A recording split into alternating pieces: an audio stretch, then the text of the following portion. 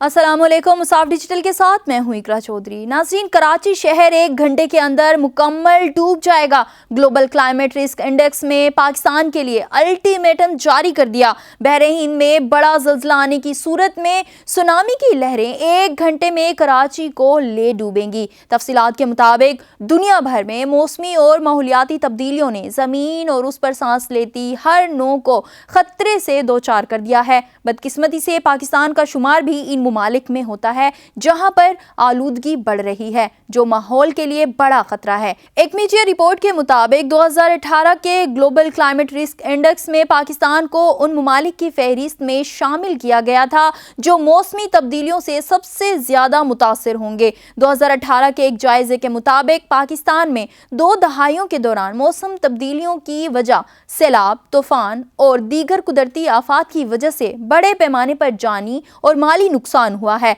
अगर बात करें कराची की तो 1945 में कराची ने सुनामी का सामना किया था। आलमी इदारों के माहिरीन का इस हवाले से कहना है कि कभी बहरे हिंद में बड़ा ज़ल्ज़ला आया तो सुनामी की लहरें सिर्फ 1 घंटे में कराची के साहिल तक पहुंच सकती हैं, जो पूरे शहर को ले डूबेंगी। माहिरीन का कहना है कि पाकिस्तान भर में कभी 4 लाख सेक्टर जमीन पर मैंग्रोव के जंगलात थे, जो घटकर 70,000 सेक्टर तक महदूद हो चुके हैं। मैंग्रोव के दरख्त सुनामी जैसी कुदरती आफात में दिफा का काम करते हैं।